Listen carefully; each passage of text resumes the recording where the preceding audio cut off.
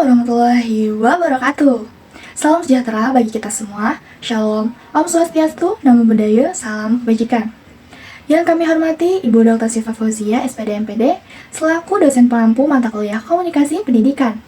Perkenalkan, kami kelompok observasi SDN beranggotakan 6 orang yang terdiri dari saya sendiri, Fadila Saifani, lalu ada rekan saya, Rifanaila Mailani, lalu ada Aisyah, Dewi Rahmawati Wani, Yuliana Naziatun Nufus, dan Reynal Fahrezi. Observasi ini bertujuan untuk mengetahui bagaimana proses komunikasi yang terjadi antara guru dengan siswa, siswa dengan guru, guru dengan orang tua, komunikasi antar guru, serta komunikasi antara kepala sekolah dengan guru dalam mendukung proses pembelajaran. Pada presentasi ini, kami akan menjelaskan terkait hasil observasi kami, lalu mengaitkannya dengan teori komunikasi pendidikan, dilanjut dengan solusi dan rekomendasi, serta diakhiri dengan kesimpulan dan pesan edukatif. Langsung saja, mari kita simak pemaparannya. Berdasarkan hasil observasi, proses komunikasi pendidikan secara umum sudah berjalan dengan baik. Pada komunikasi antar guru dan siswa, guru mampu menyampaikan materi secara sistematis dan mudah dapat dipahami. Guru juga menggunakan bahasa yang sederhana sesuai dengan tingkat perkembangan siswa, memberikan motivasi belajar, serta memberikan penguatan positif kepada siswa selama proses pembelajaran.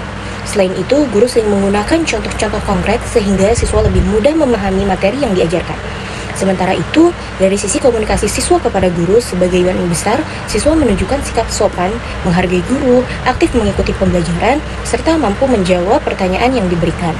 Namun, ditemukan beberapa siswa yang belum berani mengungkapkan kesulitan belajar atau menyampaikan pendapat secara terbuka.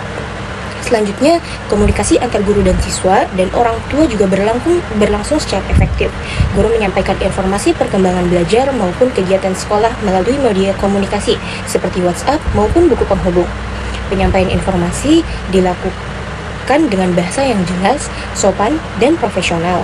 Pada komunikasi antar guru, terlihat adanya kerjasama yang baik dalam berbagai informasi, berdiskusi mengenai pembelajaran, serta menyelesaikan beberapa kegiatan sekolah secara kolaboratif. Demikian pula komunikasi antar kepala sekolah dan guru berjalan dengan profesional melalui informasi, evaluasi, motivasi, dan umpan baik terhadap kinerja guru. Meskipun demikian, terhadap beberapa fenomena komunikasi yang masih perlu diperbaiki.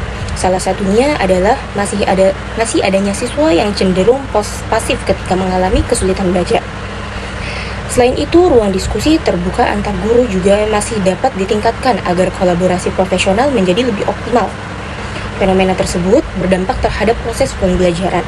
Ketika siswa kurang terbuka tersebut menyampaikan kesulitannya, guru menjadi lebih sulit mengetahui kebutuhan belajar siswa secara menyeluruh.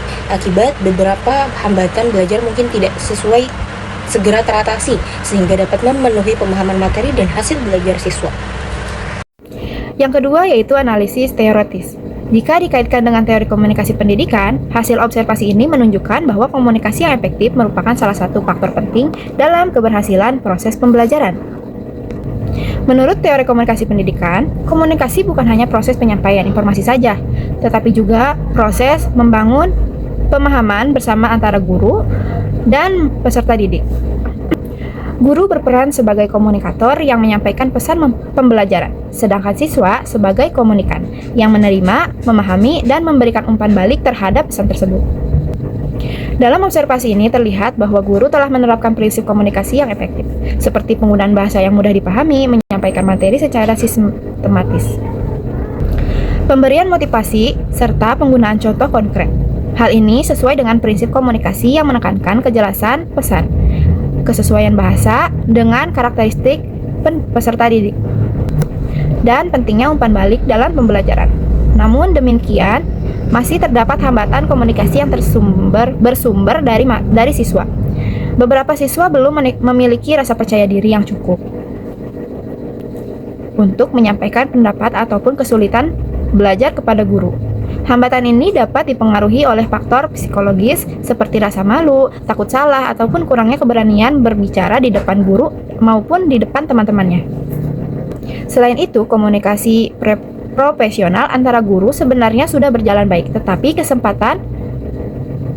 untuk berdiskusi secara lebih terbuka masih dapat ditingkatkan. Padahal menurut teori komunikasi organisasi pendidikan, komunikasi horizontal antara guru memiliki peran penting dalam meningkatkan kolaborasi, berbagi pengalaman mengajar, serta menyelesaikan berbagai permasalahan pembelajaran.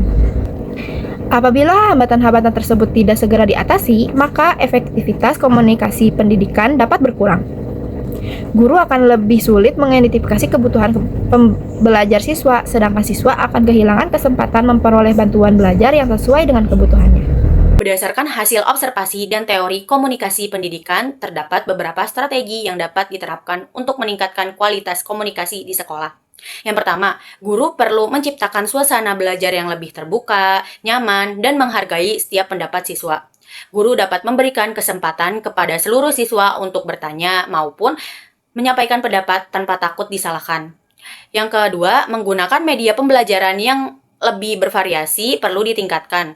Media visual, permainan edukatif, video pembelajaran, maupun kegiatan diskusi kelompok dapat membantu siswa lebih aktif dalam berkomunikasi selama proses belajar. Yang ketiga, guru dapat melakukan pendapat personal kepada siswa yang masih pasif. Dengan komunikasi yang lebih dekat dan penuh empati, siswa akan merasa lebih percaya diri untuk menceritakan kesulitan yang mereka alami. Yang keempat, sekolah dapat memperkuat komunikasi profesional antar guru melalui forum diskusi rutin, kegiatan sebagai praktisi baik, maupun relaksi pembelajaran yang berkala. Dengan demikian, guru dapat saling bertukar pengalaman dan mencari solusi terhadap berbagai permasalahan pembelajaran. Yang kelima, komunikasi dengan orang tua juga perlu terus diterapkan melalui penyampaian informasi yang jelas, terbuka, dan berkelanjutan. Kerjasama antara sekolah dan keluarga akan memberikan dukungan yang lebih optimal terhadap perkembangan pembelajaran siswa. Melalui langkah-langkah tersebut, diharapkan komunikasi pendidikan dapat menjadi lebih efektif sehingga tujuan pembelajaran dapat tercapai secara maksimal. Secara keseluruhan, hasil observasi menunjukkan bahwa kelima aspek komunikasi pendidikan saling berkaitan dan saling mendukung dalam menciptakan lingkungan belajar yang kondusif. Komunikasi antara guru dan siswa menjadi fondasi utama dalam proses pembelajaran. Karena melalui komunikasi yang jelas, siswa dapat memahami materi dengan lebih baik. Di sisi lain, komunikasi kepada guru menjadi bentuk umpan balik yang penting agar guru mengetahui tingkat pemahaman maupun kesulitan belajar yang dialami siswa. Selanjutnya, komunikasi antara guru dan orang tua berperan dalam menyelaraskan pembinaan dan pembimbingan siswa, baik di sekolah maupun di rumah. Sementara itu, komunikasi antara guru mendukung terciptanya kolaborasi profesional dalam merancang dan mengevaluasi pembelajaran. Adapun komunikasi antara kepala sekolah dan guru menjadi faktor penting dalam membangun koordinasi, memberikan arahan, serta meningkatkan kualitas kinerja pendidik. Dengan demikian, apabila seluruh aspek komunikasi tersebut berjalan secara efektif, maka proses pembelajaran akan berlangsung lebih kreatif, lebih terarah, kolaboratif, dan mampu memberikan pengalaman belajar yang lebih bermakna bagi peserta didik. Sebagai kesimpulan, hasil observasi menunjukkan bahwa komunikasi pendidikan secara umum telah berjalan dengan baik. Guru mampu membangun komunikasi yang efektif dengan siswa, orang tua, sesama guru, maupun kepada kepala sekolah.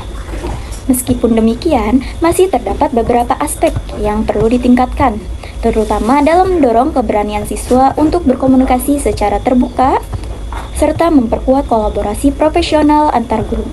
Dari hasil observasi ini dapat dipahami bahwa komunikasi yang baik bukan hanya tentang menyampaikan informasinya saja, tetapi juga tentang membangun hubungan yang saling menghargai, menciptakan rasa percaya, dan memberikan kesempatan kepada setiap individu untuk menyampaikan pendapatnya. Sebagai calon pendidik, kita perlu menyadari bahwa keberhasilan pembelajaran tidak hanya ditentukan oleh penguasa materinya saja, tetapi juga oleh kemampuan membangun komunikasi yang efektif, empatik, dan berpusat pada peserta didik. Sebagai hasil observasi, ini dapat menjadi bahan refleksi bagi guru, mahasiswa, maupun masyarakat agar bersama-sama menciptakan lingkungan pendidikan yang komunikatif, kolaboratif, dan mendukung perkembangan peserta didik secara optimal. Terima kasih atas perhatian yang diberikan. Wassalamualaikum warahmatullahi wabarakatuh.